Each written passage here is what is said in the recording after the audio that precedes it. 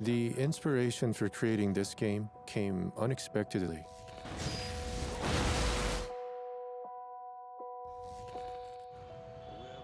It was when I saw the news about the taxi drivers going on strike. It's a job that will be replaced by artificial intelligence.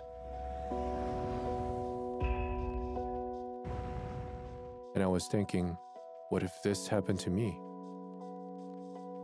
If humans can be completely replaced, what does this mean? The curiosity about these questions was the beginning of Stellar Blade. Stellar Blade is a very enchanting game, with no equal in the current landscape of console games. You can feel the excitement when you first play the game. It's set in a post-apocalyptic era. There was a time when this bar used to be full of people. We tried many things we thought were impossible before. I think this game will surprise you. Exciting.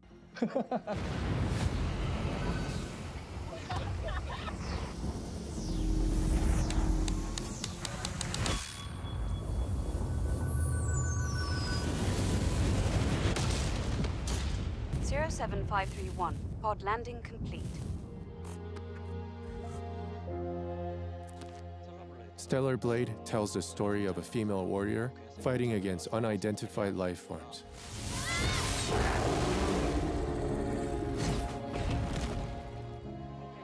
The desolate Earth is dominated by enemies called Naytiba. The Naytiba suddenly appeared on Earth, attacked humans, and drove them out to space. As you play the game further, you may find that this is a story about humanity. It's hard to talk in more detail. If I tell more, it would be a spoiler.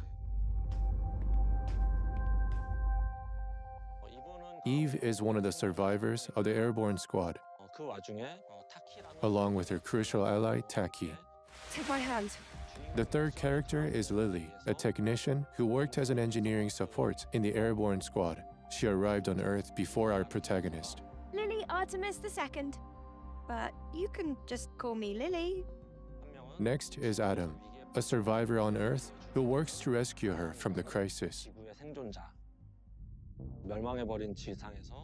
Adam has survived on a devastated Earth by avoiding enemies. Something serious seems to have happened. These characters form a party and embark on various adventures, which is the main focus of the game.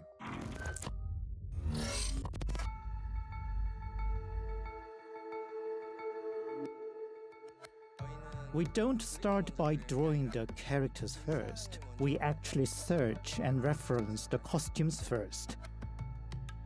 We buy them, have a model wear them, and then scan them in 3D.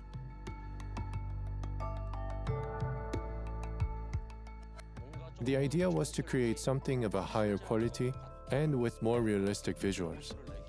And I thought that this was the perfect technology to achieve that. When I initially decided to create this game, many people thought we were out of our minds. Because in South Korea, mobile gaming dominates the market, and the console market was nearly non-existent. These days, getting to work on a AAA game in Korea is quite a rare feat, to be honest. This is my first AAA console game project. We were worried if we could do this well, but as we progressed, we became more and more ambitious. I felt a sense of mission to do it now because it was now or never. I am detecting the frequencies of an alpha Naytiba coming from Matrix 11. I wish you luck. Even the word monster cannot describe it well enough.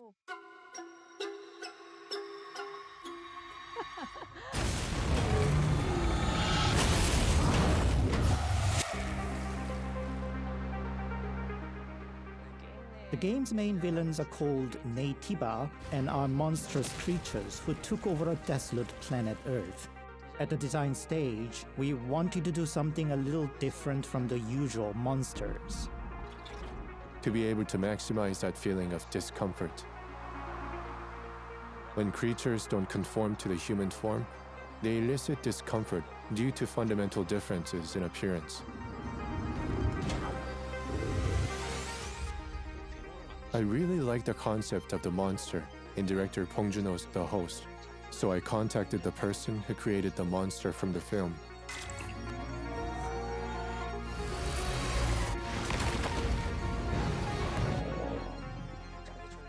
Kang Hee-chul joining the production was an important turning point for me. He basically shared with us all the know-how gained at the Weta workshop. Thanks to that, I could feel my skill set go up a notch.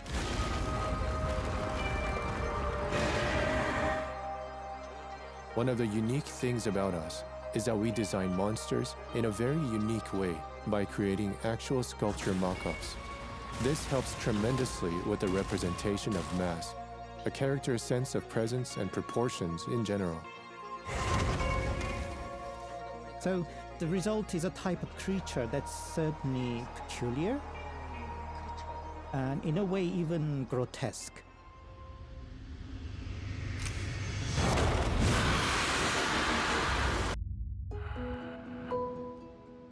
In Stellar Blade, there are crucial moments of decision-making.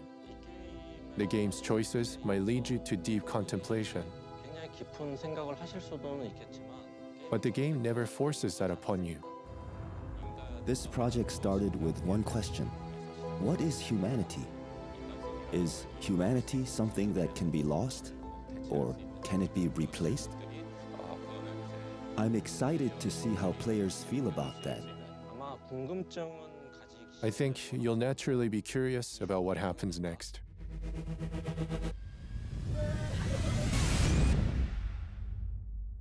That's enough for introductions. I've been making games for about 30 years. And making this kind of game has always been a dream for me.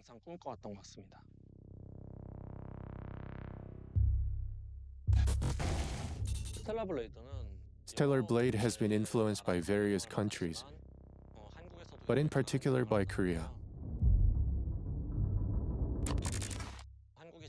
Korea has developed extensively over the years, with structures that had gone through cycles of construction and decay.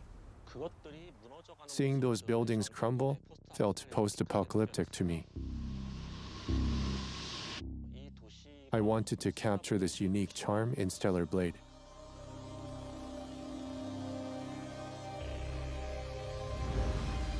Even in the darkest times, it's always safe to bet on human survival instinct.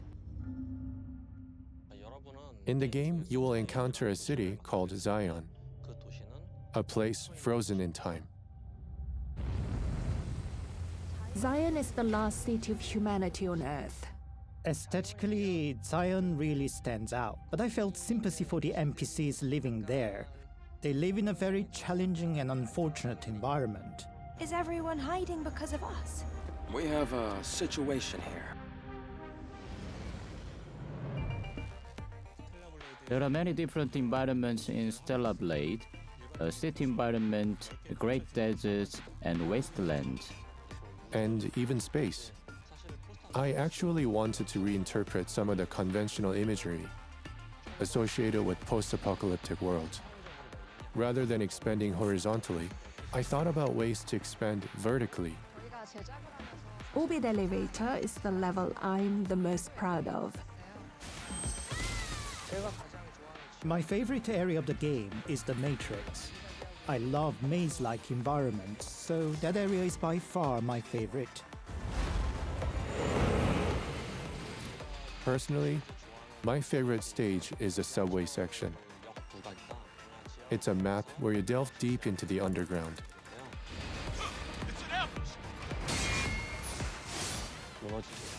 From the collapsed subway station to other precarious sections, traces of survivors, and ultimately a fateful encounter.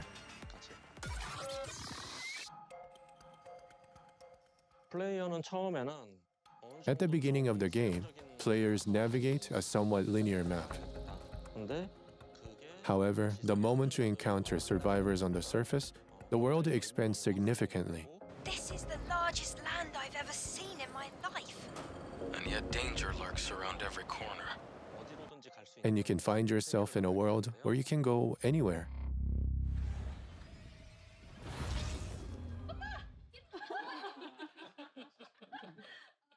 Describing Stellar Blade's sound in one word would be clang.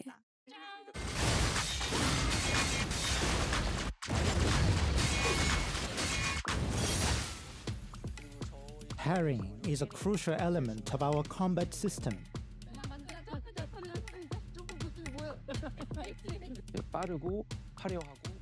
Our goal was to make a fast, colorful, and stylish combat. We were inspired by games such as God of War, Sekiro, Dark Souls, DMC, and Bayonetta. What was the blocking button? We made a huge effort to make weapon hits more impactful and make combat sequences more dynamic.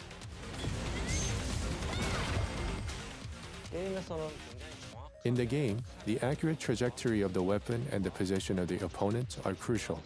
We did our best to precisely align these elements to convey the feeling of the sword penetrating the opponent accurately.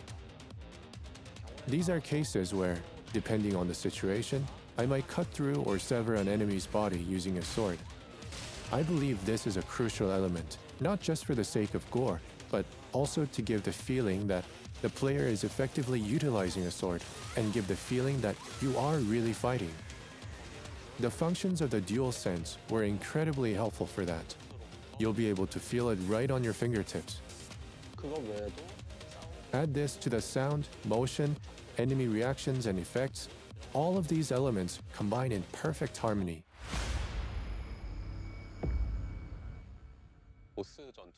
I can't wait for players to encounter the boss battles.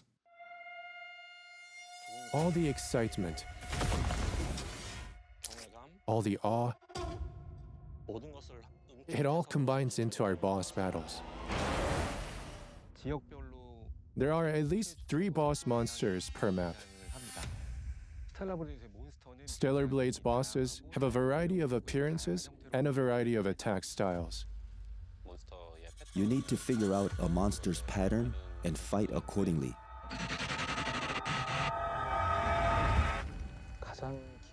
My most memorable monster is the one we made first.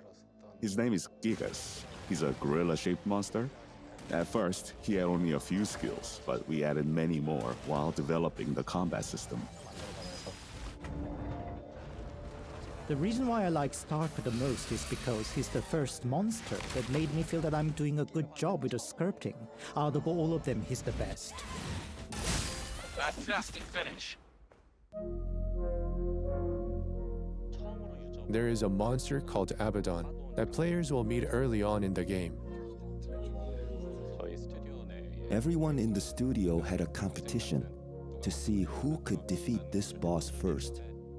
Okay, let's do this. Adam, get back!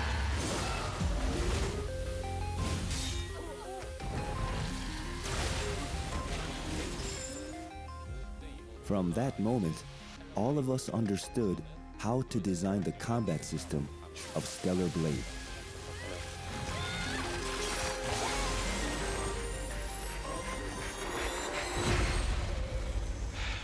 Things will only get harder.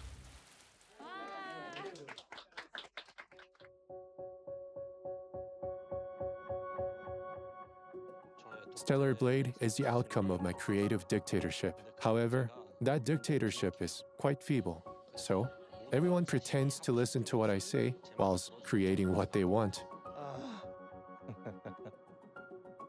To be honest, it wasn't a smooth ride. Can I do it again? The most important thing was the communication between each other. For instance, when we have meetings, we discuss details such as the length of the limbs, because when they are longer here, a void is created here, and when the sword cuts through the empty space, it leads to lack of impact. We discuss that kind of detail.